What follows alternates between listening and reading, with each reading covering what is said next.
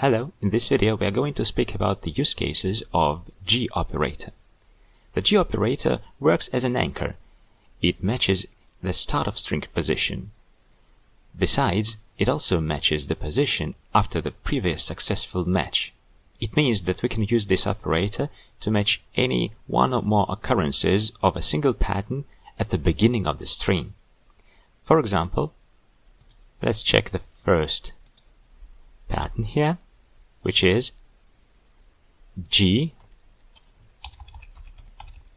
and a hyphen.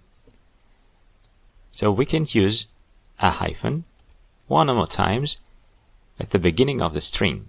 So here it matches the single hyphen because there is only one hyphen at the beginning of the string, and in this case we match all three hyphens at the beginning of the string.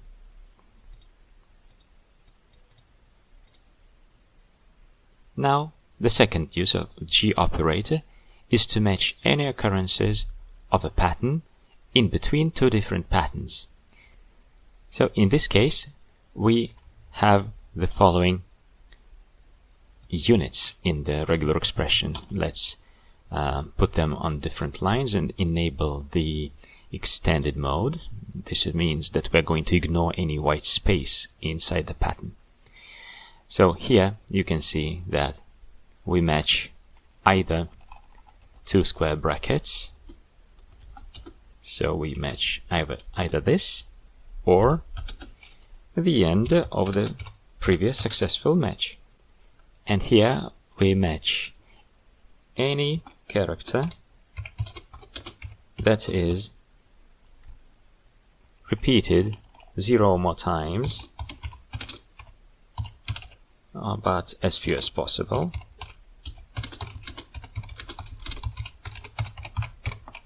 That doesn't start the character sequences double open or double close brackets. Now, this is the pattern that we're going to match and usually remove in this case. So this is just a hyphen, vertical bar hyphen pattern. And here we have a positive look ahead that makes sure that we are actually in between double square brackets that are open and close here. So we're making sure that we are in between these substrings. And we may replace them using back references. And let's say we want to replace them with a plus symbol.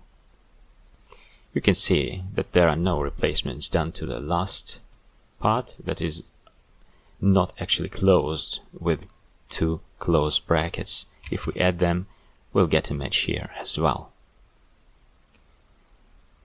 Let's go to another example.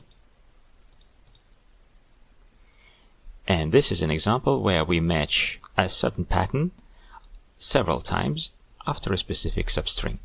So in this case, we see that there is a second ID parameter in a query string, and we want to match all the numbers that are comma separated right after this string. So what we do is, again, let's turn on the extended mode, and look here. We actually have a non-capturing group here. So this is a start of the non-capturing group. Next, we match the end of the successful match. This is OR. This matches either a question mark or an and, an ampersand symbol, and then second ID string followed with an equal sign. This is the end of the group, and this is the K operator that omits the text matched so far. It is available in PCRE and Onigmo regex engines.